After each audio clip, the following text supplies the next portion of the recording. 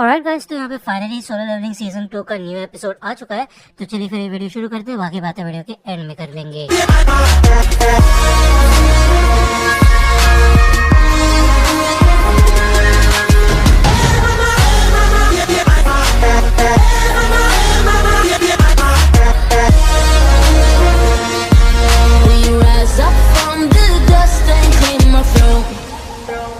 जैसे कि आपको याद होगा लास्ट एपिसोड के एंड में इधर जिन्वो इस गेट के पास आ गया था जहाँ पे बॉस रहता है, ठीक है। तभी पीछे से यहाँ पे चाहे ही आ चुकी थी और उसने पूछा था आते साथ कि तुम यहाँ पे क्या कर रहे हो, और उसने यहाँ पे अपने नाक पे रुमाल लगा रखा होता है। तो यहाँ पे जिन्वो बता देता है कि यार वो खो गया था, उसको रास्ता नहीं मिल रहा था, इसलिए वो यहाँ पे गलती से आ गया। तो चाहे इधर जिन्वो को बताती है कि तुम्हें यहाँ से दूर हट जाना चाहिए क्योंकि ये बॉस का रूम है। इधर जिन्वो इम्प्रेस हो चुका होता है चाहे की एबिलिटी से, क्योंकि जब तक वो बोली नहीं थे तब तक जिन्वो को ये भी नहीं पता था कि वो उसके पीछे खड़ी हुई है। तो सच में वो काफी ज्यादा कमाल की है। यहाँ पे नोटिस करती है कि यार जिन्वो के हाथ में थोड़ी देर पहले एक वेपन था लेकिन अब नहीं है। क्या वो बस ऐसा सोच रही थी? यहाँ पे वो बताती है कि अगर तुम बॉस को गुस्सा दिला दोगे तो हो सकता है कि पूरी माइनिंग टीम की जान खतरे में आ जाए और वो सबको खत्म कर दे, तो यहाँ से तुम्हें चले जाना चाहिए। और यहाँ से जब जिन्वो जाता है तो वो साइड से निकलता है। चाहे एक चीज नोटिस करती है, वो अपना हैंकी निकालती है और आते साथ यहाँ पे स्मेल करती है जिन्वो को। वो पूछती है क्या तुम सच में कोई हंटर हो? तो जिन्वो कहता है हाँ। यहाँ पे उसकी रैंक चेक करती है कि वो एक ए रैंक का हंटर है। तो चाहे कहती ठीक है फिर जाओ वापस, ये बहुत बड़ा डंजन है, संभल के जाना। मैं आपको एक बात बता दूं कि यार उसको हर हंटर में से एक अजीब सी स्मेल आती है, बदबू सी आती है, लेकिन जिन्वो की स्मेल उसको काफी ज्यादा अच्छी लगी। ये किसी आम हंटर की तरह नहीं थी। अब ये बात यहाँ पे बाकी सारे माइनर्स को जब पता चलती है तो काफी इंप्रेस हो जाती है लोग। वो बोलते क्या बात है यार, मतलब तुम टकराए भी तो किससे? हंटर चाह से? तुम तो यार सच में काफी ज्यादा लकी हो। हम तो उसे दूर से ही निहार सकते हैं और उससे बात भी नहीं कर सकते, ठीक है। ये लोग बताते हैं कि यार वो बॉस से प्रोटेक्ट करने के लिए हम लोगों को यहाँ पे पेट्रोलिंग करती रहती है और अपना खुद का रेस्टिंग टाइम भी सेक्रीफाइस कर देती है। लेकिन हंटर चाह को हंटर्स के आसपास रहना बिल्कुल भी पसंद नहीं है क्योंकि उनकी स्मेल से उनको कुछ होता है, ओके। इस वजह से वो हर समय अपनी नाक को कवर करके रखती है। अब जिन्वो को एक बात रियलाइज होती है कि चाहे कोई जिन्वो के अंदर से हंटर की स्मेल नहीं आई थी, और फिर आपको याद होगा वो जो आइस डीमन था उसको भी यहाँ पे जिन्वो के अंदर से कोई इंसान की स्मेल नहीं आई थी। इसका मतलब ये है कि यार वो एक प्लेयर है, इसी वजह से शायद सिस्टम ने उसको एक फेवर दे रखा है। ये मिशन यहाँ पे खत्म हो जाता है तो इनका बॉस होता है जो वो अच्छा खासा पेमेंट दे देता है यहाँ पे जिन्वो को। वो कहता है कि तुम्हारी वजह से आज हमारा काम जल्दी खत्म हो गया, ओके, क्या तुम हमारे साथ ज्वाइन कर लोगे इस फोर्स को? मैं तुम्हें अच्छा खासा पैसा दूंगा। लेकिन यहाँ पे जिन्वो इस ऑफर को ठुकरा देता है। वो कहता है कि अच्छा ठीक है, कल भी हम एक रेड मिशन पे जाने वाले हैं, कल लगातार 2-3 रेड मिशन है ए रैंक और सी रैंक के, तो क्या तुम वहाँ पे आओगे? तो जिन्वो बताता है कि उसका जो इवैल्यूएशन है वो परसों होगा और कल तो वो जा ही सकता है। तो वो कहता है ठीक है फिर चलते हैं। अब ये एक ऐसा मिशन है जहाँ पे 2 असॉल्ट टीम्स जाने वाली हैं, ठीक है। ए रैंक गेट के अंदर 2 ग्रुप जाएंगे इन लोगों के। इसके अंदर कोई एस रैंक का बंदा नहीं होगा, तो ये काफी कमाल की बात होगी और खतरनाक मिशन हो सकता है। यहाँ पे हमें रात का सीन दिखाया जाता है। चाहे इधर हंटर ऑर्गेनाइजेशन को कांटेक्ट करती है और वो संग जिन्वो के बारे में इंफॉर्मेशन निकालने की कोशिश करती है।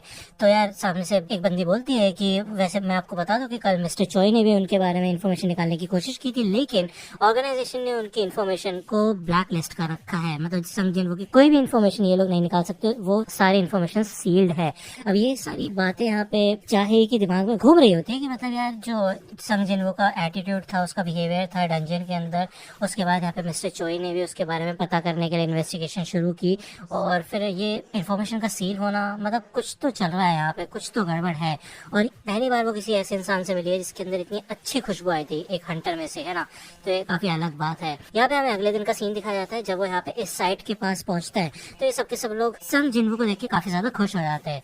अब ये माहौल देख के यहाँ पे उसको अपने पुराने स्क्वाड की याद आ जाती है जहाँ पे मिस्टर सॉन्ग वगैरह थे, जूही वगैरह थे, ठीक है, आपको याद होगा। वो यही सोचता है कि काफी समय हो गया उसे ऐसा महसूस किए हुए, ठीक है। तो ये लोग यहाँ पे अपना माइनिंग का मिशन शुरू कर देते हैं और काफी तेज काम करते हैं जिन्वो, जिस वजह से इनको काफी जल्दी लंच टाइम करने का भी मौका मिल जाता है, जिसके बाद ये लोग ए रैंक के डंजन में जा सकते हैं। अब इनका काम यहाँ पे काफी अच्छा खासा तेजी से चल रहा होता है, मतलब काफी कमाल की बात है। तभी यहाँ पे एक हंटर आता है, मतलब एक कैप्टन मान लो तुम असॉल्ट टीम का, जिसका नाम होता है सॉन की हुन, ठीक है। अब ये बंदा यहाँ पे आता है, ये कहता है कि हमें एक बंदे की जरूरत है जो कि हमारा सामान उठा सके। आज वो हमारा वाला बंदा एब्सेंट है, वो आ नहीं पाया, और जो रिकवरी टीम है उनके बंदे भी कम पड़ रहे हैं, तो इसलिए माइनर्स के पास आए, मतलब तुम लोगों के पास आए। तो तुम में से कोई है जो चलना चाहता है, तुम्हें काफी सारे पैसे भी मिलेंगे। तो ज्यादातर लोग तो मना ही करते हैं क्योंकि इनका जो कैप्टन होता है वो भी यही कहता है, माइनर्स का कैप्टन, कि देखो यार ये तो सिंपल सी बात है कि किसी ए रैंक के डंजन में एक लो रैंक के हंटर का जाना काफी ज्यादा खतरनाक हो सकता है, फिर चाहे वो सामान उठाने का ही काम क्यों ना हो, ठीक है, फिर चाहे तुम कितने भी पैसे दे लो कोई भी नहीं आने वाला। लेकिन अब यहाँ पे पीछे से जिन वो हाथ उठाते हैं, अब उसका कैप्टन उसे बोलता है, मतलब माइनस का जो लीडर होता है, कि तुम कुछ चंद रुपयों के लिए अपनी जान दाव पे मत लगाओ। लेकिन जिनको कहते हैं कोई बात नहीं, मैं बहादुर हूँ, ठीक है। अब सॉन की हुन पूछता है कि तुम्हारी रैंक कितनी है, तो वो बताता है ई रैंक है। वो अपना इंट्रोडक्शन देता है और जिनको भी अपना इंट्रोडक्शन देता है। अब ये वाला गेट कल वाले गेट से ज्यादा बड़ा होता है। अब 2 पार्ट में ये टीम्स अंदर जाएंगी। पहले तो फर्स्ट असॉल्ट टीम अंदर जाएगी, ठीक है। अगर कुछ अंदर खतरनाक होता है तभी सेकंड टीम को अंदर बुलाया जाएगा, वरना सेकंड टीम को अंदर जाने की कोई जरूरत नहीं है।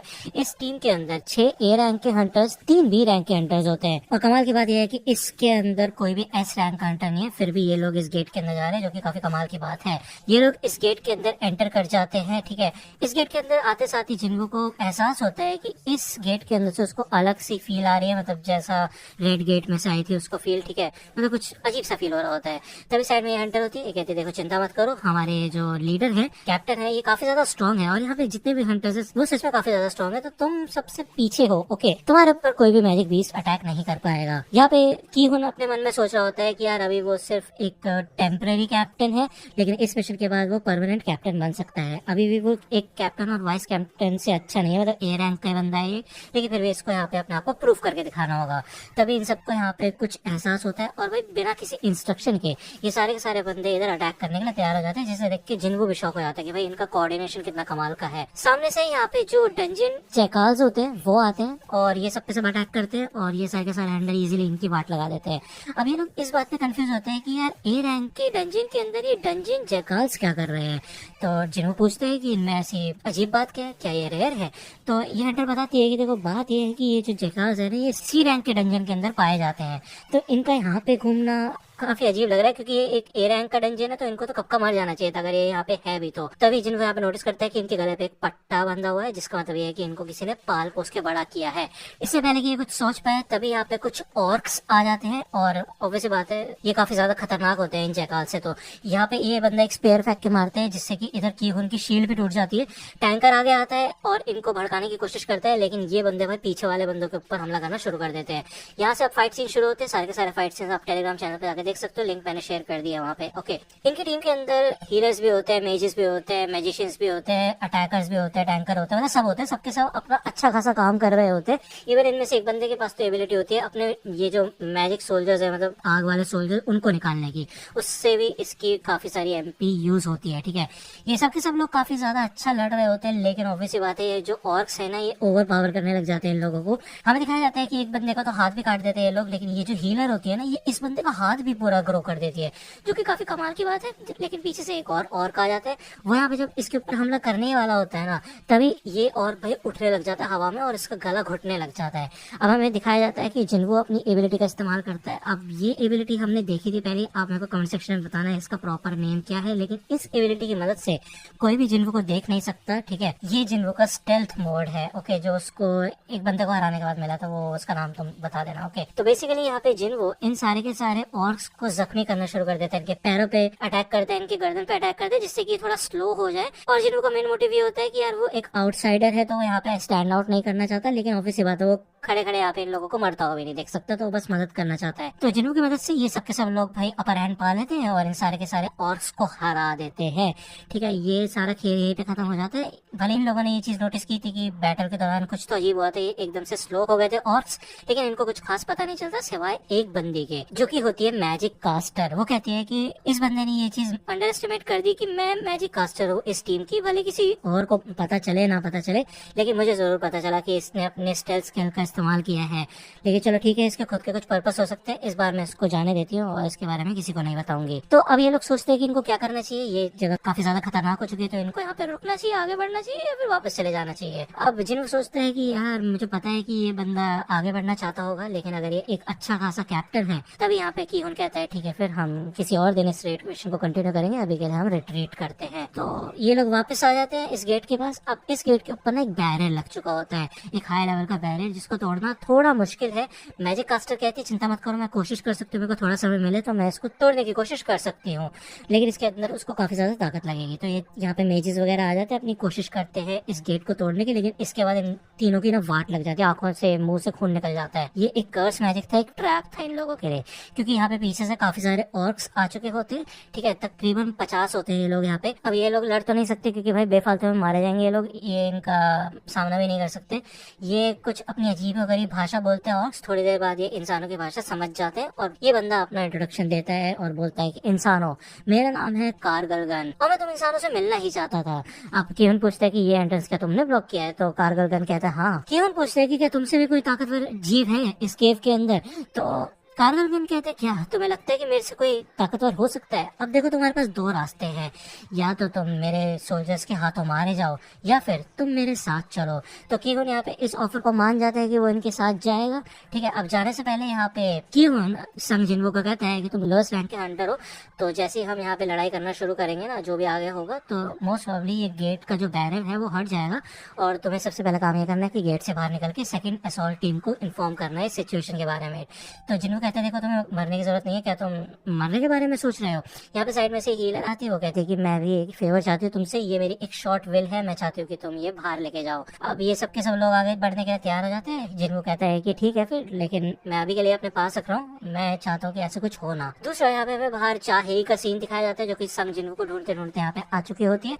वो पूछती है यहाँ पे इस माइनर वाले लीडर से, तो लीडर बताता है कि वो तो गेट के अंदर गया हुआ है। ठीक है, एक पोर्टर के रोल के साथ ये लोग यहाँ पे आते हैं अंदर और भाई ये काफी बड़ा कासल टाइप होता है अंदर से, और इधर काफी सारे ऑर्क्स भी शामिल होते हैं। तो यहाँ पे काफी अलग अलग टाइप के ऑर्क्स होते हैं और इनका एक किंग भी यहाँ पे शामिल होता है, जो कि कहता है कि इंसानों स्वागत है तुम्हारा। अब यार ये एपिसोड यहाँ पे खत्म होता है। एनीवे, अगर वीडियो पसंद आए तो लाइक करना, सब्सक्राइब कर लो अगर चैनल पे नए हो तो। मिलता हूँ आपसे अगली वीडियो में, तब तक के लिए गुड बाय।